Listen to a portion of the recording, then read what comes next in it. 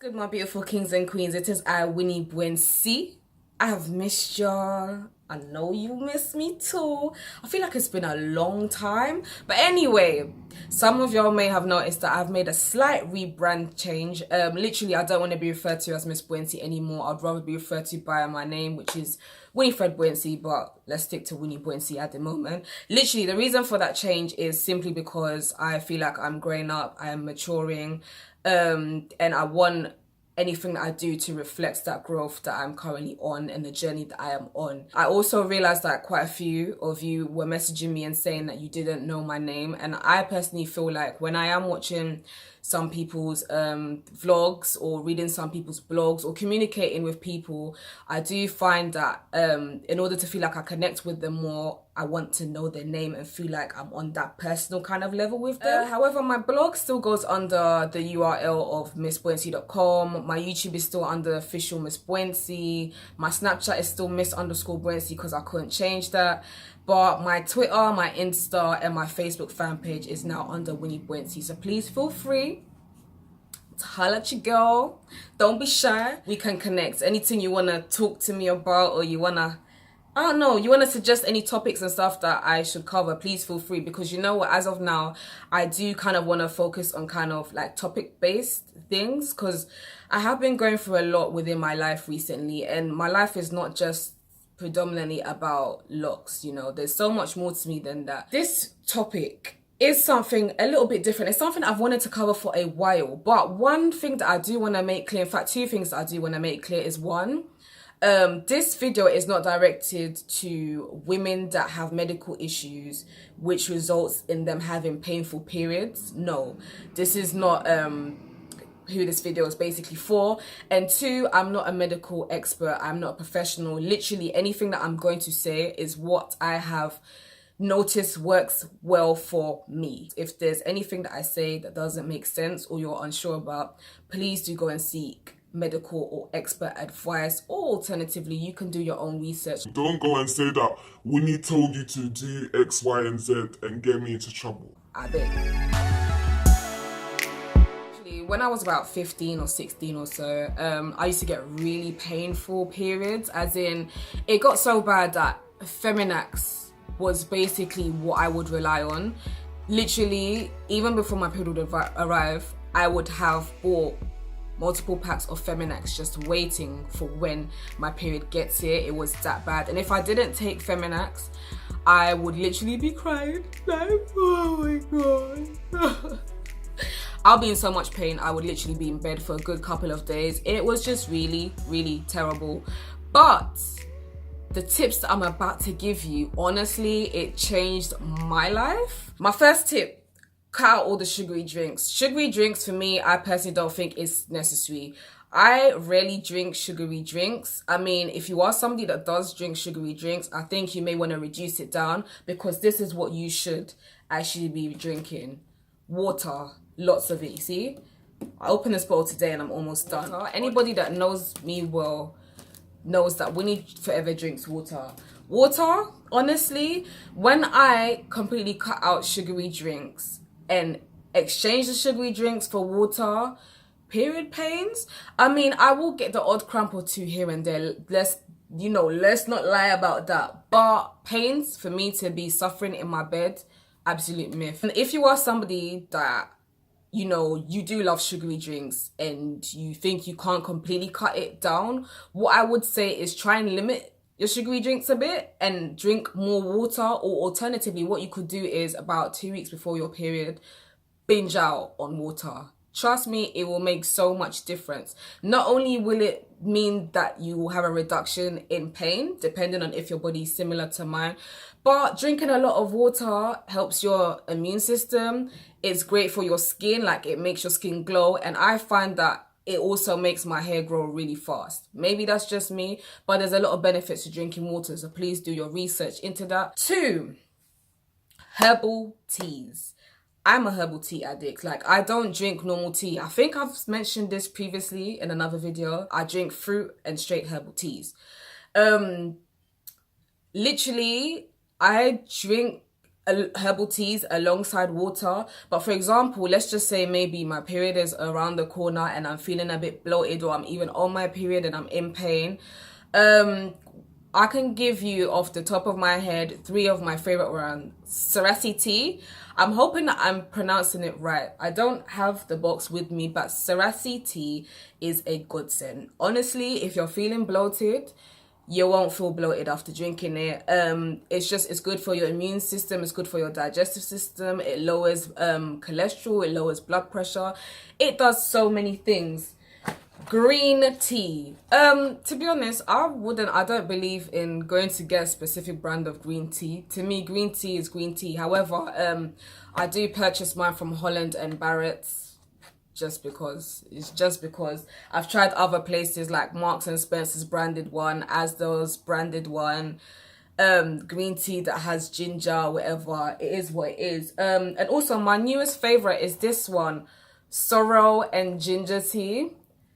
I hope I'm pronouncing it wrong. Y'all know sometimes my pronunciations can be a bit funny, but yeah, it's this one and this specific brand. That's what I go for.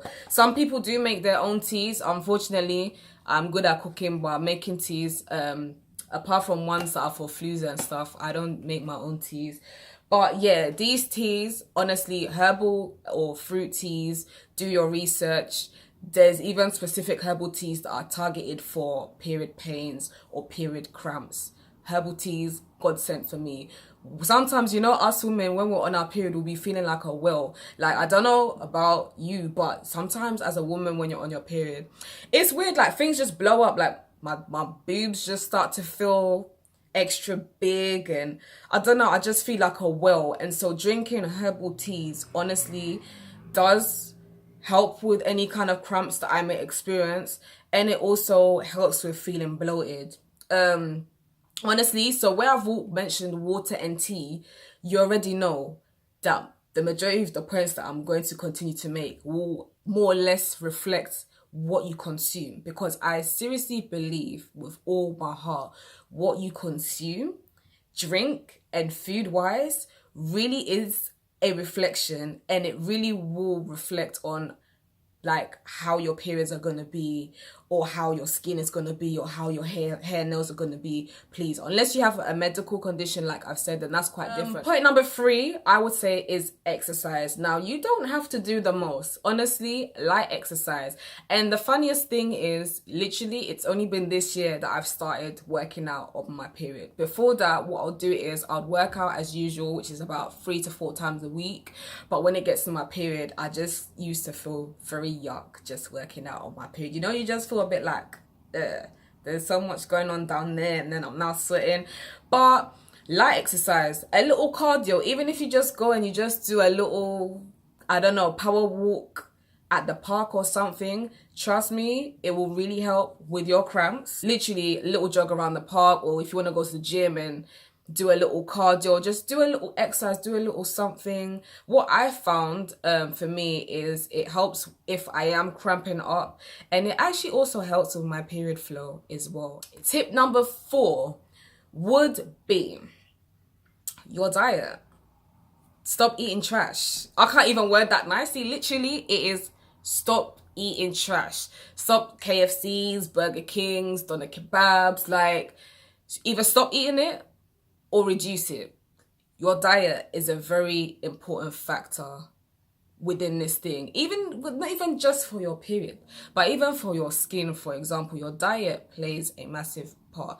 So if you are somebody that you drink a lot of alcohol, you eat a lot of takeaways, you eat a lot of food that's high in salt, or high in sugar content, or high in fat content, you need to kind of exchange these things for stuff such as fruits, vegetables, salad, like homemade foods that are not high in things that you shouldn't be eating, like oily foods and stuff. Cut it out. Like, if your periods are painful and your diet is crap, you're not doing me, you're doing yourself. Me personally, I'm a pescatarian. Maybe I may cover that in depth another time, but I have noticed that for the almost 2 years that I've been a pescatarian, which is literally a fish and seafood eater, my period cramps as well have really reduced. I'm not saying cut out meat or chicken.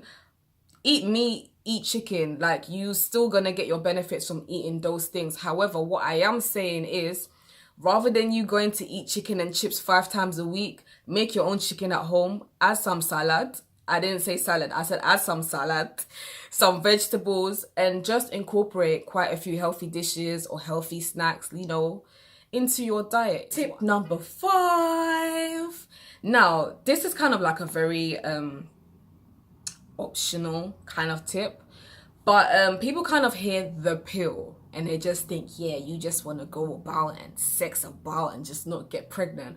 I mean, yeah, women do take the pill to have sex and not get pregnant. And also, I want to make it clear, being on the pill doesn't prevent you from getting STIs or catching something that you shouldn't.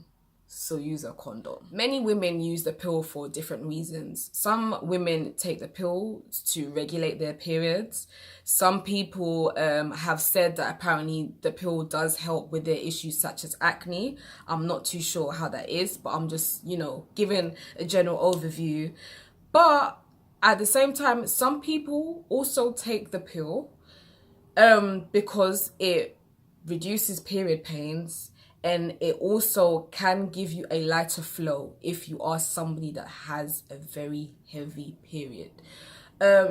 Please, when it comes to this topic, like I said, I'm not a medical expert. I just want to put it out there. But one thing that I have noticed when I have been on the pill, for example, is my period is a lot lighter. I don't get as much cramps. And it does, for me personally, make my period a smooth walk in the park. Like, sometimes, like, I could be on my period and kind of even forget that I'm on it. But like I said, these things you need to seek professional and expert advice. Some people, you know, are very against the pill for certain things that they've read and certain reasons. Like anything in life, there's always positive and negative. To round out everything that I've said, what you consume, whether it is liquid form or solid base, plays a very big part in your period. If you cut out sugary stuff and crap eating, put your period and stuff aside, you're improving your general health, especially if you're from a Black or Asian background. Statistics show that apparently we are prone to be getting high blood pressure and diabetes, so it's all in your diet. It's important for you to have a balanced lifestyle in terms of what you eat, what you drink. Exercise is good for your period too, but most of all, I just want to put emphasis on what you consume: fruits, veg, herbal teas, lots and lots of water. Even if you're not a tea person, these things will benefit you, my beauties. So yeah, those are my 5 tips on ways that you can get rid of your period pain. Now please do let me know your thoughts. Let me know, women, like, what works for you, what have you find helps you get through the time of the month. I would be very interested to know, and also I would really like y'all to give me some tips on things that I should cover, as like I said, I would like to be doing a lot more topic based issues. But yeah, until then, I'ma love y'all and leave y'all. Be good.